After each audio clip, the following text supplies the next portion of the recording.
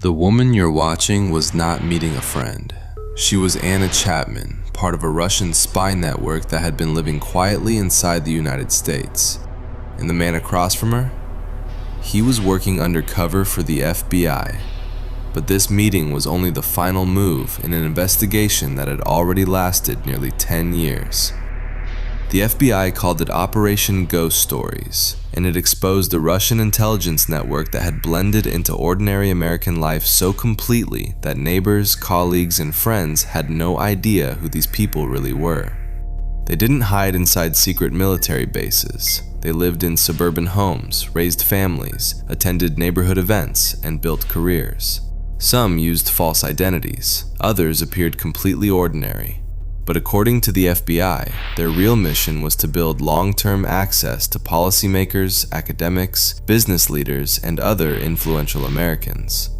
They were known as illegals, intelligence officers operating without the protection of a Russian embassy or an official diplomatic position. That made them harder to identify and far more dangerous if their cover remained intact. These were not spies searching for one document and then disappearing. They were building lives designed to last for decades. The FBI began watching members of the network years before the public knew they existed. Agents followed them through crowded streets, monitored secret meetings, searched homes covertly, and intercepted communications sent to their handlers.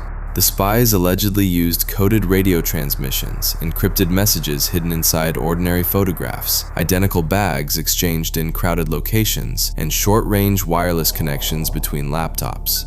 Each method was designed to make a suspicious action look completely ordinary. A brief meeting could appear accidental. A bag placed beside a bench could look forgotten.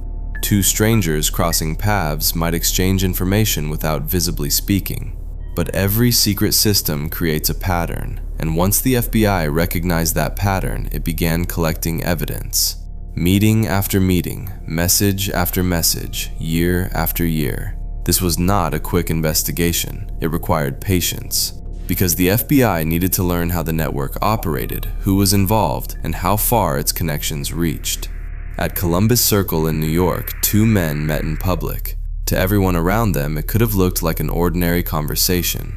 But the FBI identified them as Michael Zottoli and Richard Murphy, two men investigators believed were connected to the same Russian intelligence network.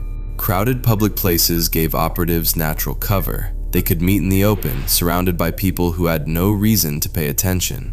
But crowded public places also created a problem. FBI surveillance teams had to remain close enough to see what happened, but distant enough to avoid exposing the investigation. One careless movement could warn the suspects that they were being watched.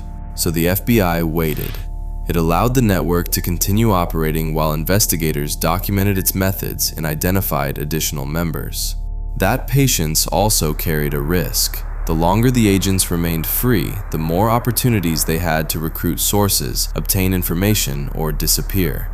Then, in 2009, surveillance teams recorded another important meeting. Richard Murphy met a Russian government official at North White Plains train station.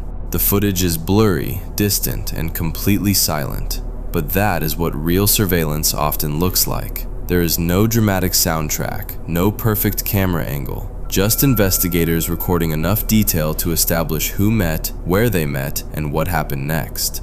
By June 2010, the FBI was ready to force the network into action. An undercover agent approached Anna Chapman while pretending to be connected to Russian intelligence. During their coffee shop meeting, he gave her instructions designed to test whether she would perform an operational task.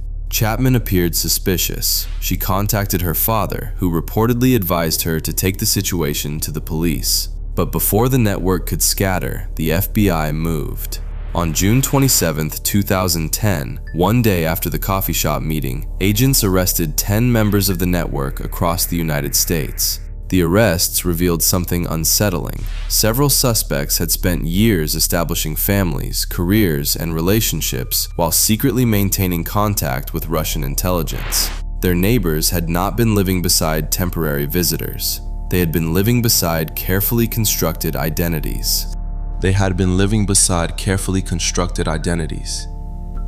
The case did not end with a long public trial. On July 8th, all 10 defendants pleaded guilty to conspiring to act as unregistered agents of the Russian government. The following day, they were sent to Russia in a prisoner exchange. In return, Russia released 4 people who had been imprisoned for contacts with Western intelligence. Within 2 weeks of the coffee shop meeting, a decade-long investigation was over. A woman inside a café, 2 men meeting near Columbus Circle, a conversation at a quiet train station. Individually, these moments appear meaningless. Together, they expose an intelligence network hidden in plain sight.